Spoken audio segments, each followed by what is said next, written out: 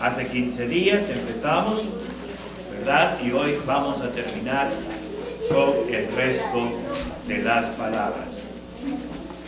Mateo 27, 45 hasta el final.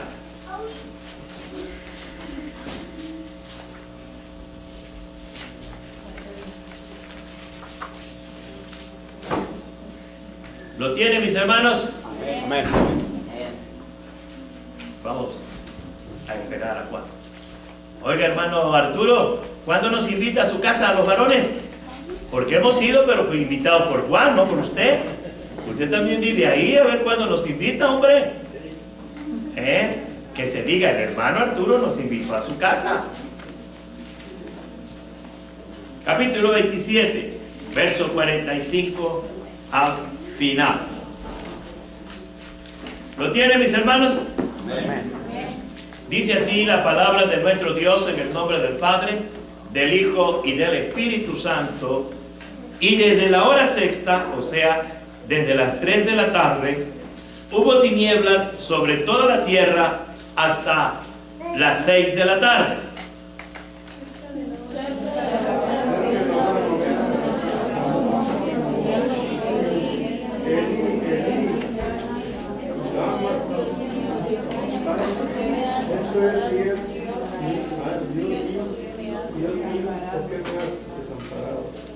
Algunos de los que estaban allí decían al oírlo: a Elías llama este. Y al instante, corriendo uno de ellos, tomó una esponja y la empapó de vinagre y poniéndola en una caña, la dio a beber. Pero los otros decían: deja, veamos si viene Elías a librarle. Mas Jesús, habiendo otra vez clamado a gran voz, entregó el Espíritu. Y he aquí, el velo del templo se rasgó en dos, de arriba a abajo, y la tierra tembló, y las rocas se partieron. Y se abrieron los sepulcros, y muchos cuerpos que habían dormido se levantaron. Y saliendo de los sepulcros, después de la resurrección de él, vinieron a la santa ciudad y aparecieron a muchos. El centurión y los que estaban con él aguardando a Jesús, visto el terremoto y las cosas que habían sido hechas, temieron en gran manera y dijeron: verdaderamente este era el Hijo de Dios. Verso 55 juntos. Estaban allí muchas mujeres mirando de lejos, las cuales habían seguido a Jesús desde Galilea, sirviendo. Mi Dios y mi Padre, te alabo, te glorifico y te exalto y te doy a ti la gloria y la honra por los siglos de los siglos, porque tú eres Dios. Y fuera de ti no hay más nadie. Mi Señor y mi Padre Santo, muchas gracias por la manera, Señor, como tú te has manifestado en nuestras vidas, por la manera como nos has guiado y nos has dirigido.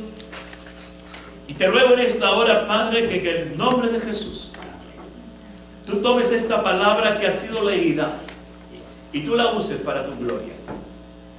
Esconde a tu siervo detrás de la cruz de Cristo.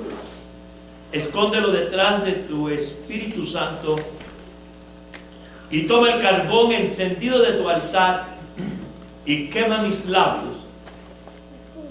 Purifica mis palabras para que no sea yo, sino tú el que hables en esta hora y que nosotros estemos atentos a tu voz. En Cristo Jesús. Amén.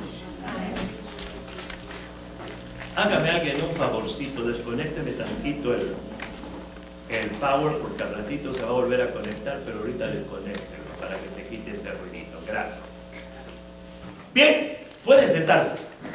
Si acordarán, hermanos, que hace 15 días iniciamos el estudio de lo que se han llamado las 7 palabras del Señor Jesucristo desde la cruz. Hablamos acerca de 3 en aquella ocasión. Dijimos que la primera palabra tenía que ver con el perdón. Y hablamos acerca del perdón. Y si ustedes se dan cuenta, casi todas las palabras tienen que ver con perdón. Aunque aquí se ve claramente el perdón de Jesús a aquellos que lo habían golpeado, aquellos que le habían jalado sus barbas hasta arrancárselas con las manos, aquellos que los habían golpeado con aquel látigo, con aquellos huesos en forma de gancho, para que se enterrara en su espalda y al jalarlo le rasgara completamente la espalda, a aquellos que les quitaron su ropa, que jugaron suerte sobre ellas para ver quién se quedaba con ellas, aquellos que lo escupieron. Y déjenme decirles que no fueron los judíos, fueron los romanos. Yo recuerdo que siempre de chamaco nos decían, no escupa, que los judíos escupieron a Jesús. Mentira, no fueron los judíos, fueron los romanos, los soldados romanos, los que escupían a Jesús. Aquellos que le taparon los ojos y jugaban a aquel juego que nosotros jugábamos de chamaco, que le tapábamos los ojos a uno y entonces venía uno por ahí y le pegaba y era quien te pegó. ¿Sabe que ese juego es tan viejo que con Jesús lo practicaron? Y le decían, adivina, tú que eres el rey de los judíos, adivina quién te pegó. Yo decía, si yo he sabido eso, yo no me pongo a jugar ese juego, los chamacos. Pero pues no lo sabía. Aquellos que lo clavaron con tremendo clavo en la cruz, aquellos que levantaron la cruz, aquellos que atravesaron su costado con una lanza, Jesús oró por ellos y dijo solamente, Padre, perdónanos, no saben lo que hacen. Después tenemos la segunda palabra, salvación. Y esta palabra que encontramos aquí cuando Jesús le dijo al ladrón bueno, no dimas ni gestas. La Biblia no da nombre, y el que encuentre el nombre de esos ladrones en la Biblia que me lo diga y me retracto públicamente. El ladrón bueno y el ladrón malo. Solamente es lo que la Biblia nos enseña. Uno de ellos quería hacer lo que mucha gente hace hoy en día. No siempre se puede creer en todos aquellos que reciben a Jesús en la cárcel. Porque muchos lo hacen porque creen que si reciben a Cristo Jesús en la cárcel, les va a salvar de cumplir la condena. Los va a salvar de cumplir las consecuencias de sus actos. Por eso el ladrón le dijo, si tú eres el rey de los judíos, sálvate. Si eres el Hijo de Dios, sálvate a ti mismo y también a nosotros. En cambio el ladrón bueno le dijo, ni aún estando aquí, ¿temes a Dios? Tú y yo merecemos estar aquí, pero este no merece estar aquí. El ladrón bueno se arrepintió, reconoció a Jesús como Dios, como su Salvador. Jesús le prometió la vida nueva en el cielo, en la gloria con él. Pero ¿sabe qué? Jesús no lo bajó de la cruz. Él pagó su pecado, pagó las consecuencias de su maldad y murió en la cruz. Jesús nos da salvación, Jesús nos da vida eterna y Jesús nos da un lugar especial en su presencia, pero las consecuencias de lo que hicimos en la tierra las vamos a pagar. Pero sí seremos salvos, tendremos vida eterna, porque Él nos perdonó de verdad. La tercera palabra habla de la humanidad de Jesús. Habla de su humanidad. Habla de que Él era Dios, completamente Dios, y completamente hombre. No es que una mitad era Dios y la otra mitad era hombre. No. Él era hombre 100% y Dios 100%. ¿Cómo es eso? No me lo pregunten, no lo sé. Lo creo porque la Biblia lo dice. Y demuestra su humanidad cuando aquella a quien Dios usó, aquella a quien Dios usó su vientre para venir a este mundo en la persona de un pequeño bebé, María, Jesús se preocupó por ella. Aún en su más grande sacrificio, aún en su más grande dolor, Jesús pensó en aquella que fue su instrumento para que Él viniera al mundo y se hiciera hombre como tú y como yo. Estas fueron las 3 primeras palabras. Vayamos a la cuarta. Vayamos a la cuarta para ver qué nos dice aquí. La hora sexta es aproximadamente las 12 del mediodía. Recuerde, el día judío empieza a las 6 de la mañana, o más bien empieza a las 6 de la tarde del día anterior, pero a las 6 de la mañana empieza la primera hora de la mañana. Por eso a la hora sexta se está hablando de las 12 del mediodía. La hora novena son las 3 de la tarde, cuando el sol está en su apogeo. Si como sabemos Jesús murió en la celebración de la Pascua, entonces Jesús murió entre nuestro marzo y abril. El mes de Nisan, que es el primer mes religioso de los judíos, es entre marzo y abril. ¿Por qué? Porque recuerde que el calendario judío, el calendario religioso judío, es un calendario lunar y no solar. El primer día del mes judío empieza el primer día de la luna nueva. Y va corriendo, llega la luna llena y empieza a descender. Y cuando usted no ve ni siquiera la rayita chiquitita, es el final del mes. Y la luna normalmente abarca una parte de un mes y la otra parte del otro mes. Es por eso que aproximadamente Jesús debe haber muerto, aproximadamente, nadie conoce la fecha en la actualidad, debe haber muerto entre el 7 y el 10 de abril, de acuerdo al movimiento de la luna. Recuerde, por eso se habla mucho de la cuaresma. La cuaresma significa los 40 días antes de la Pascua, de la celebración de la Pascua.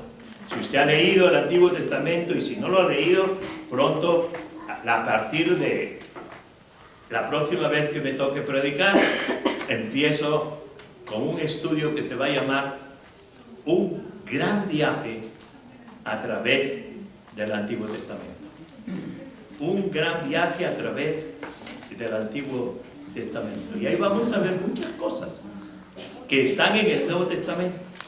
Hermanos, yo no entendí el Nuevo Testamento hasta que no leí completamente el Antiguo Testamento. Entonces entendí el Nuevo Testamento. Usted no puede entender la carta a los hebreos, no sabemos quién la escribió en realidad, si usted no estudia Levíticos y Deuteronomio. Cuando usted lea la carta a los hebreos, usted tiene que estar leyendo junto con la carta a los hebreos Levítico y Deuteronomio. ¿Por qué le digo esto? Por la hora en que Jesús gritó: Elí, Elí, lama sabactani. que traducido es: Dios mío, ¿por qué me has desamparado? ¿Por qué me has dejado? ¿Por qué me has abandonado en este momento? Y he elegido este tema de manera especial para poder hablarles y enseñarles y recordarles el por qué Jesús en un momento dado se sintió totalmente abandonado.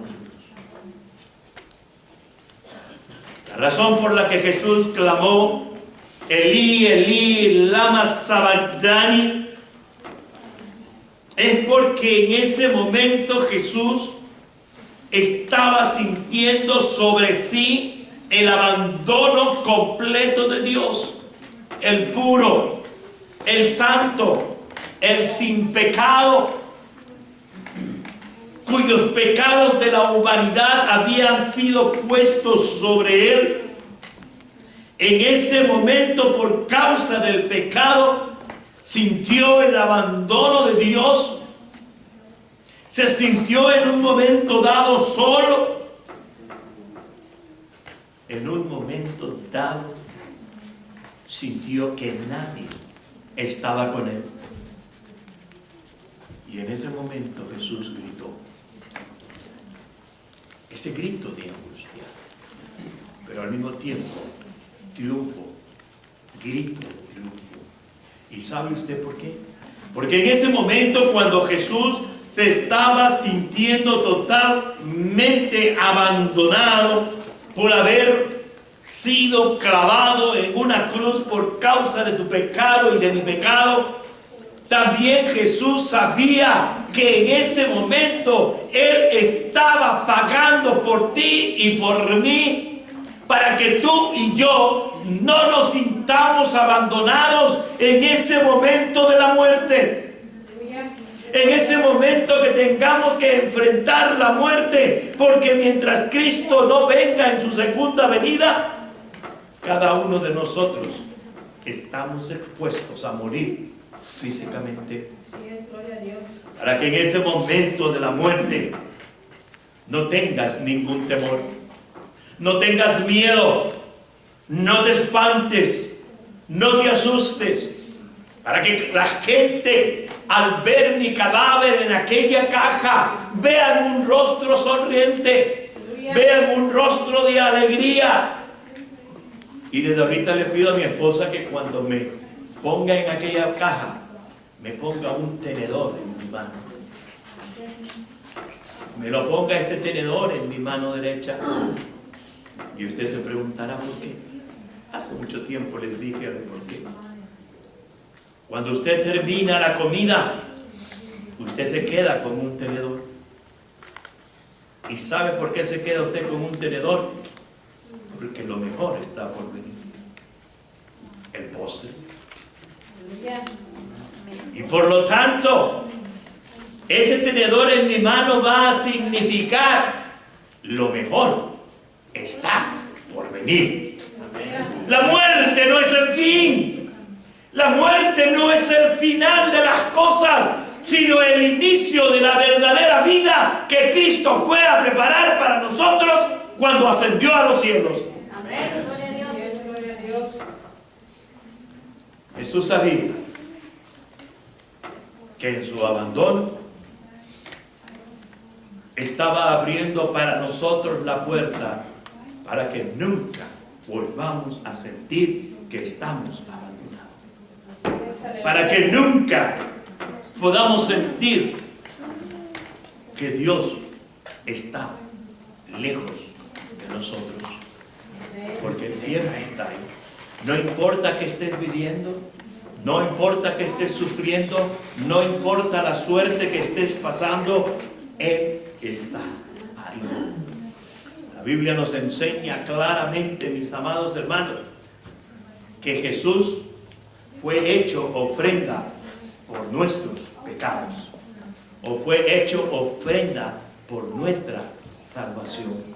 Allá en 2 Corintios 5:21 dice que Jesús fue hecho pecado por nosotros. Hay un pequeño problemita en la traducción.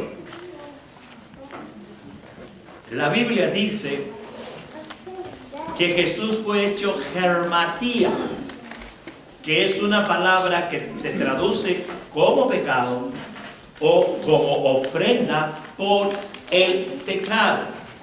Es la misma palabra en hebreo que aparece allá en el capítulo 7, cuando Dios le dice a Caín que para qué se enojaba, para qué se ofuscaba, si ahí estaba el gemartía, o sea, la ofrenda por el pecado, una oveja para que la ofreciera de manera correcta. Él fue hecho ofrenda por nuestros pecados. Es la única ofrenda que Dios acepta por tu pecado y por mi pecado, y eso fue lo que le llevó a gritar: Elí, Elí, lama sabactani. Dios mío, ¿por qué me has abandonado? La razón por la que se sintió abandonado no fue por su pecado, no fue por su propia maldad, sino por tu pecado y mi pecado. Por eso sintió el abandono de Dios. Por eso se sintió que Dios lo había abandonado. Una cosa hizo Dios en Jesús. Y lo que Dios hizo en Jesús es lo que Isaías capítulo 53 nos enseña a ti y a mí. Allá Isaías capítulo 53, versículo 6, dice que Dios cargó en él el pecado de todos nosotros. Jesús no podía ser hecho pecado. Jesús no podía haber sido hecho pecado, porque si, como dice la traducción, que Él fue hecho pecado por nosotros, Jesús no podía morir en la cruz por ti y por mí. Moriría por Él mismo, pero no por nadie más. Él no pudo ser hecho pecado. Él lo que fue es hecho la ofrenda, el Cordero Pascual. Como dijo Juan el Bautista cuando le vio y dijo: he aquí el Cordero de Dios que quita el pecado del mundo. Él fue hecho el Cordero Pascual, el Cordero que se tenía que sacrificar por causa de mi pecado y de tu pecado. Por eso Isaías 53:6 puede decir: todos nosotros nos descarriamos como oveja, cada cual se apartó por su camino, mas Jehová, dice, cargó en él el pecado de todos nosotros. Por esa razón, por la cantidad de pecados que había sobre él, es que él sintió el abandono de Dios y clamó a Dios. Y esto es, mi hermano, para que ni tú ni yo volvamos a tener que clamar: Elí, Elí, lama sabactani. Dios mío, ¿por qué me has desamparado? Ahora, cuando enfrentamos la muerte, la enfrentamos con la seguridad de saber que Él fue y preparó un lugar especial para ti y para mí. Él llevó el pecado de toda la humanidad. Siéntete seguro. Dios nunca te desampara. Siempre está a tu lado. Siempre me ha gustado mucho esa poesía. La poesía de una persona que se está quejando con Dios. Esa poesía se llama Las Huellas. Y le dice: Señor, tú siempre dijiste que estarías conmigo. Pero ¿por qué? Cuando tenía los momentos más difíciles de mi vida, cuando tenía que pasar los tragos más amargos de mi vida, solo veía un par de huellas. Y dice que Jesús le contestó, sí, solo veías un par de huellas porque eran las mías. Porque en los momentos más difíciles de tu vida, yo te llevaba cargado en mis brazos. Él siempre está ahí, aunque tú pienses que no está, cuando estás pasando alguna prueba difícil. La quinta palabra, sufrimiento. Y esta se encuentra en Juan capítulo 19, 28 y 29. Le invito a que vaya. Juan 19, 28 y 29.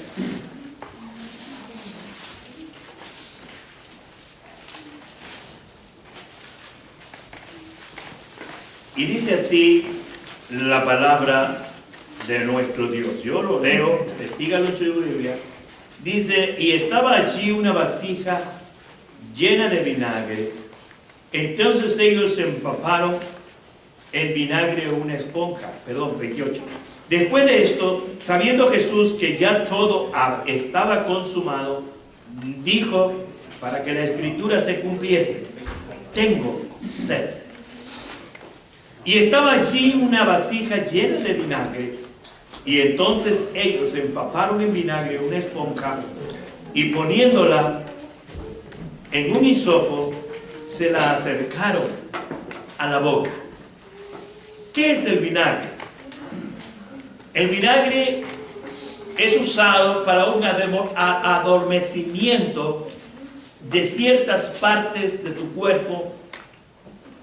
Y yo recuerdo cuando yo boxeaba, después de una pelea, aunque ganaras o perdieras, mi manager siempre tenía un vasito de vinagre calientito para que antes de cualquier otra cosa me lo tomara.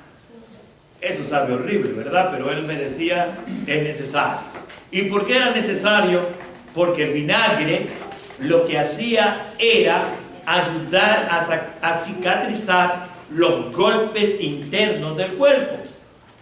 Trataron de darle ese vinagre para tratar de quitarle un poco el dolor de los padecimientos que estaba sufriendo. En otras partes dice que Jesús rechazó el vinagre, no aceptó el vinagre. ¿Sabe usted por qué? ¿Sabe por qué? Porque Él tenía que sufrir plenamente el dolor que tú y yo tendríamos que haber sufrido si Él no hubiera muerto en la cruz. Él quería estar consciente. Hoy se han inventado inyecciones para que las mujeres cuando van a dar a luz no sufran. Recuerden que eso es parte de la maldición. Y que aunque no quieran, tienen que sufrir los dolores de parto. Posiblemente por lo único que Jesús no. Por eso todavía el mismo Jesús dijo que cuando oímos de guerras y de esto, dice, no se preocupen. Esos son los principios de los dolores de parto, pero todavía no es el nacimiento. El nacimiento anuncia los dolores de parto. Todo esto que está pasando en nuestro mundo hoy en día anuncia la pronta segura venida de Cristo, pero no es el fin todavía. No es el fin todavía. Pero Jesús sufrió los dolores por ti y por mí. Yo recuerdo a mi esposa, creo que fue en el segundo bebé, sí fue en la segunda bebé, que trató de hacer eso y le fue peor. ¿Sabe por qué? Porque cuando le ponen esa inyección, usted no puede hacer fuerzas con sus músculos. Sus músculos se adormecen y el sufrimiento es más largo. Cuando nació Yehoshua, dijo ella, no, yo no quiero eso. Yo no quiero eso. Con dolores tendrás tus hijos, dijo el Señor. Con dolores. Y no la hermana Dolores que está en la presencia de Dios. Tendrás tus hijos. Jesús estaba consciente todo el tiempo.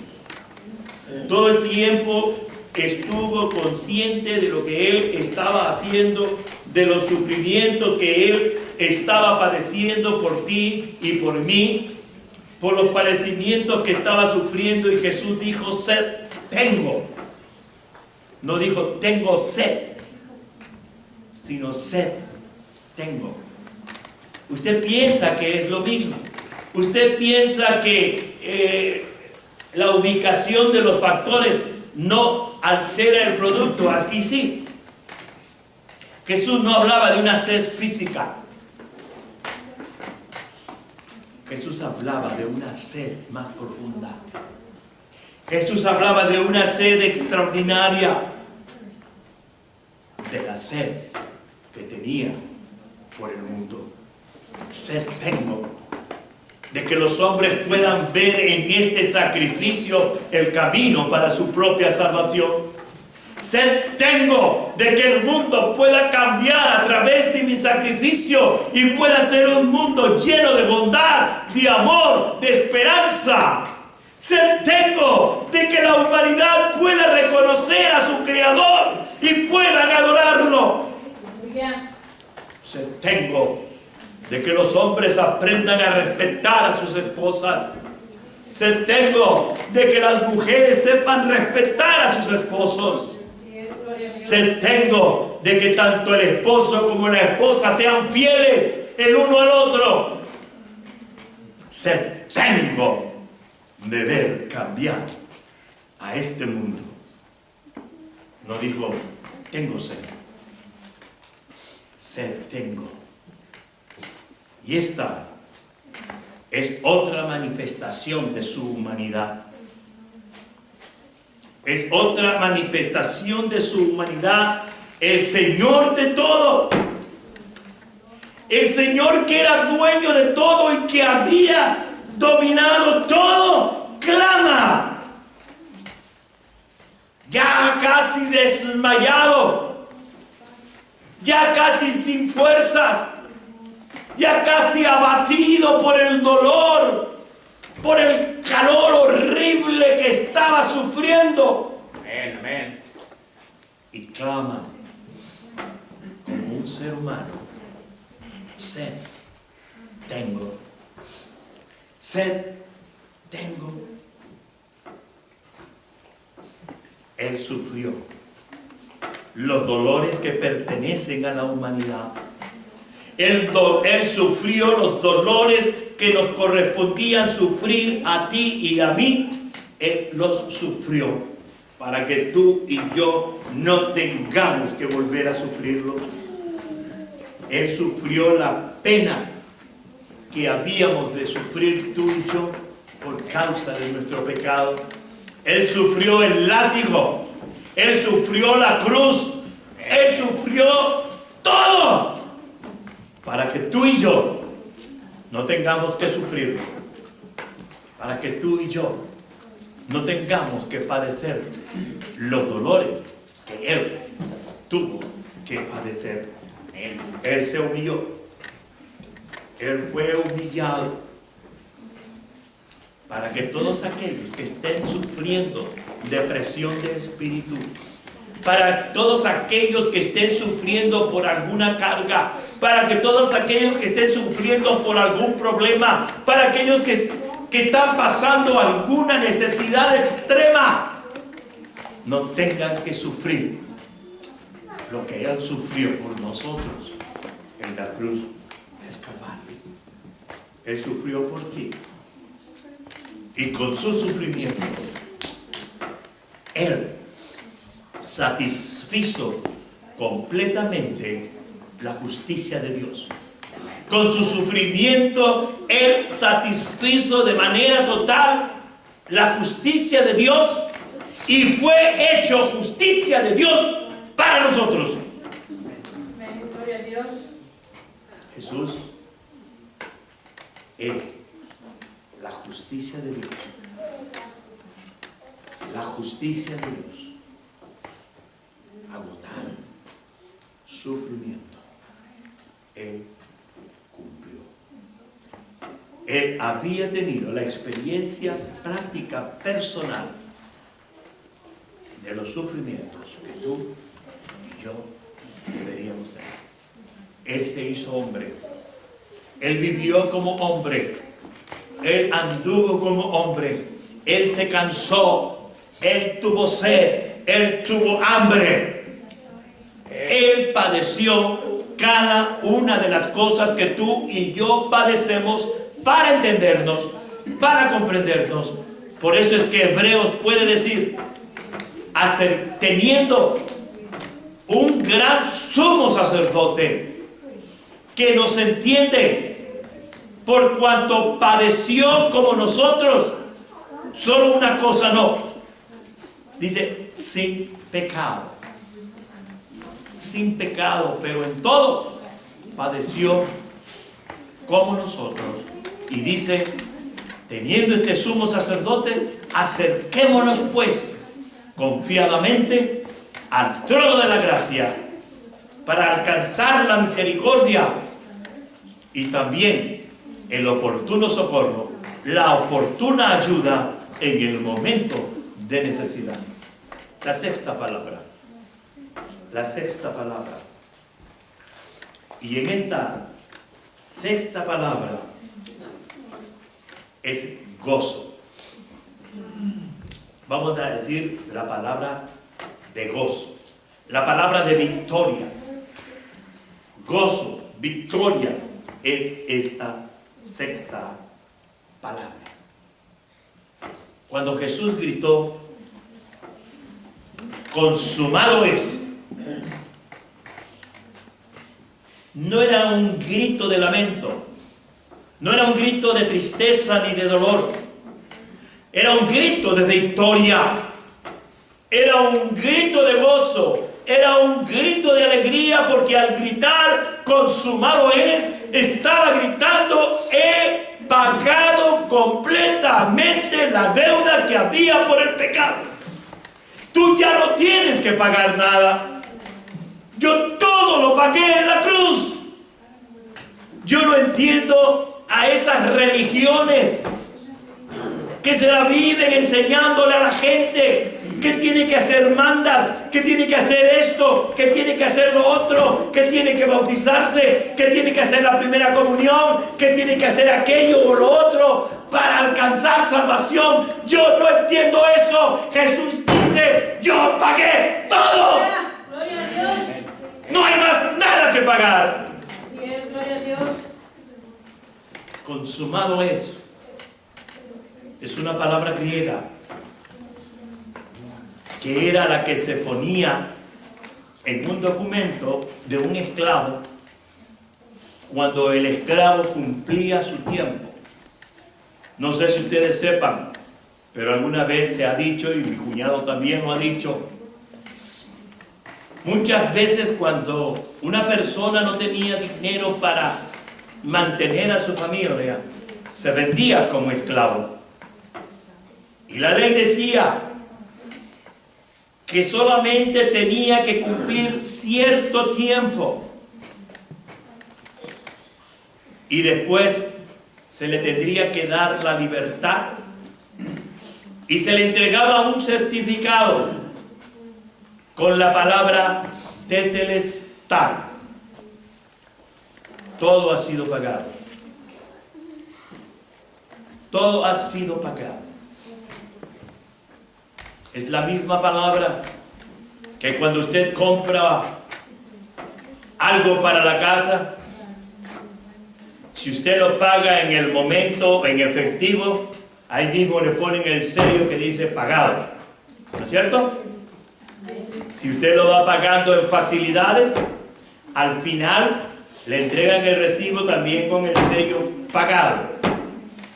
Y hago una pregunta. ¿Quién de aquí ha comprado un carro o lo que sea y lo ha estado pagando y al final le entregan un recibo donde ya dice pagado, pero usted lo sigue pagando. ¿Quién lo hace eso? Levante la mano, por favor. Usted que ya pagó ese refrigerador, ¿todavía lo sigue pagando? Entonces yo no entiendo. Yo no entiendo por qué. Una vez que usted recibe a Cristo como Señor y Salvador personal de su vida, usted sigue haciendo cosas para tratar de ganar la salvación. Hay cierto grupo por ahí que sus miembros salen todos los sábados a predicar, a testificar. Pero no lo hacen como una necesidad espiritual de que la gente conozca a Jesús. Lo hacen porque al estarlo haciendo se están ganando, posiblemente, porque ni eso tienen, posiblemente la salvación. Y por eso hacen lo que hacen. No, hermanos. Jesús dijo en la cruz, todo está pagado. Ya no hay absolutamente más nada que pagar. Todo lo pagué en la cruz. Por eso Colosenses dice que no necesitamos más nada de nada, dice Pablo. Dice, porque en Cristo vosotros estáis completos. O lo dice al revés, dice, estáis completos en Cristo. Nada nos falta. Nada nos falta. Que tenemos que hacer buenas obras, por supuesto. Que tenemos que amar a nuestros semejantes, por supuesto. Que tenemos que compartir el Evangelio, por supuesto. Que tenemos que ayudar al necesitado, por supuesto. Pero nada de esto se hace para tratar de ganar la salvación. Lo hacemos porque ya somos salvos. Amén. Amén. Por eso lo hacemos. Porque somos salvos. Porque dice Efesios 2:10 que somos hechura de Cristo Jesús, creados en Él para hacer esas buenas obras, las cuales Dios preparó de antemano para que anduviésemos en ellos. ¿Cuáles obras? Cuando tú ves a un hermano en necesidad y vas a la tienda y compras comida y se la llevas.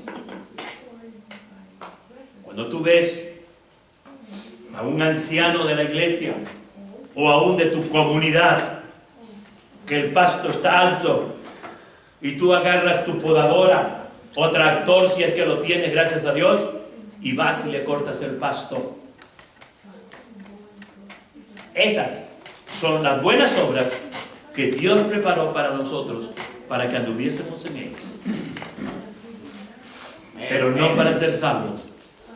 Cristo dio el pago total por nuestra salvación en la cruz. Y por último, tenemos la séptima palabra. Gozo también. Alegría. Alegría. Gozo. Y esta se encuentra en Lucas 23, 46 y 49. Vaya tantito para atrás. A Lucas 23.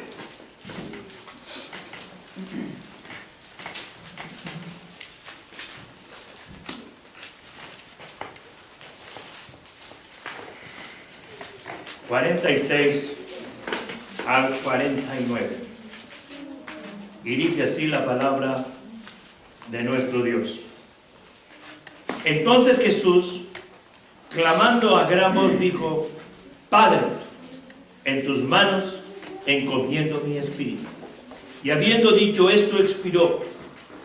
Cuando el centurión vio lo que había acontecido, dio gloria a Dios diciendo: verdaderamente este hombre era justo. Y toda multitud de los que estaban presentes en este espectáculo, viendo lo que había acontecido, se volvían golpeándose el pecho. Pero todos sus conocidos y las mujeres que le habían seguido desde Galilea estaban lejos mirando estas cosas. Jesús dio el último suspiro. A la luz de las otras 6 palabras que ya hemos visto y meditado, mis hermanos, simplemente déjenme decirles que cada una de estas palabras que Jesús habló en la cruz tiene un gran significado para la vida de cada uno de nosotros. Jesús fue abandonado por Dios. Jesús supo pedir perdón. Jesús perdonó al ladrón. Jesús se acordó de su madre aún en su propio sufrimiento. Jesús, como humano, manifestó su necesidad de agua. Jesús se gozó en victoria al saber que Él había cumplido perfectamente la justicia de Dios. Y ahora, con un gran aliento, con un aliento fuerte y profundo, y una gran esperanza,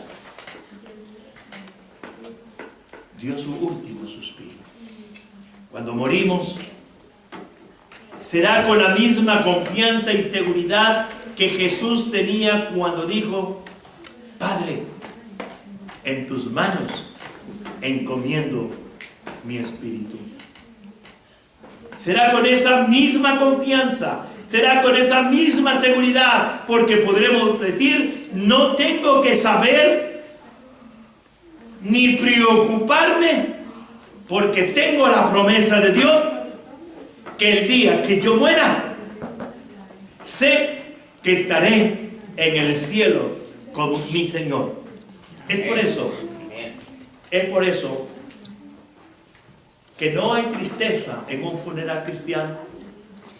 Es por eso que no hay dolor, no hay amargura, no hay gente que se desmaya, gente que se quiere echar adentro de la tumba. No hay nada de eso. Porque hoy, igual que Jesús, tenemos la seguridad de que el día que partamos de este mundo, abriremos nuestros ojos en la presencia de Dios. Amén. Tengan, hermanos, la seguridad plena y completa de que nadie te puede robar la seguridad y la confianza que Cristo te dio. Y cuando tengas que enfrentar ese momento, enfréntalo con confianza y con seguridad, como Cristo lo enfrentó. Amén. Esta mañana habrá alguien que no ha hecho una decisión pública de fe y que en este momento quiere hacerlo. En este momento quiere decirle: Jesús, yo entrego mi vida. Yo pongo en tus manos mi vida. Tómala. Yo te recibo como mi Salvador. ¿Habrá alguien? Levanta.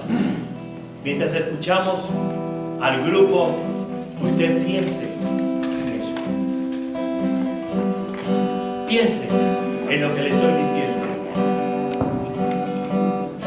Piense en lo que estoy diciendo. Ese momento de que abras tu corazón, que le digas: Jesús, aquí estoy. Aquí estoy. ¿Quién va a venir? Son tus padres. Tú que nunca has pasado al frente manifestando recibir a Jesús, es tu oportunidad esta mañana. Ven. ¿Quién va a venir? ¿Quién va a venir? Levántate. Ven. Ya lo hiciste en tu casa. Lo hiciste tú solo. Es necesario que lo manifiestes. Es necesario que lo manifiestes. ¿Quién va a venir? ¿Quién va a ser el primero o la primera que todavía no lo ha hecho?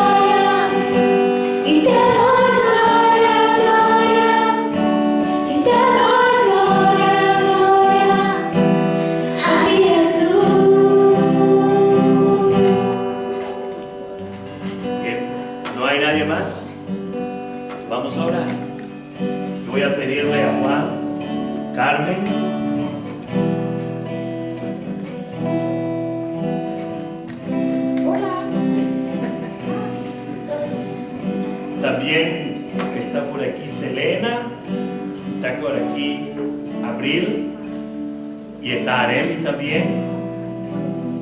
Y yo les voy a pedir a ellas que oren conmigo lo que yo diga ahorita. Ustedes lo repiten. Repitan conmigo y después voy a pedir a mi hermano y pastor Gualberto que venga a orar por ellos y a despedirlos. Digan así: Señor Jesús. Señor Jesús. Díganlo todos, a ver. Señor Jesús, fuerte, que se oiga. Señor Jesús. Te doy gracias. Te doy gracias. No las oigo a mis niñas. A ver, mis niñas. Te doy gracias. Ándenle. Porque moriste por mí en la cruz. Te doy gracias. Te doy gracias. Porque tú me das salvación. Porque tú me das salvación. Te doy gracias. Te doy gracias. Porque tu sangre preciosa Porque tu sangre preciosa lava todos mis pecados. lava todos mis pecados. Díganle: Señor Jesús, Señor Jesús. me arrepiento de todos mis pecados Me arrepiento de todos mis pecados. y abro mi corazón. Y abro mi corazón. Yo te invito, Yo te invito. entra a morar en mi vida. Entra a morar en mi vida. Yo te recibo Yo te recibo como mi Salvador como mi Salvador y mi Señor. y mi Señor. Gracias, Espíritu Santo, Gracias, Espíritu Santo, porque vives en mí. porque vives en mí. Y porque vives en mí, Y porque vives en mí, puedo decir: puedo decir: Jesús es el Señor. Jesús es el Señor. Repiten esto: Jesús es el Señor. Repítanlo. Jesús es el Señor. Y una vez más: Jesús es mi Señor. Jesús es mi Señor. Padre, gracias. Padre, Hermano, gracias. en el nombre de Jesús, digan En el nombre de Jesús. amén. Amén. Y ahora el pastor Gualberto orará por ustedes y para despedirnos. Póngase de pie, hermano.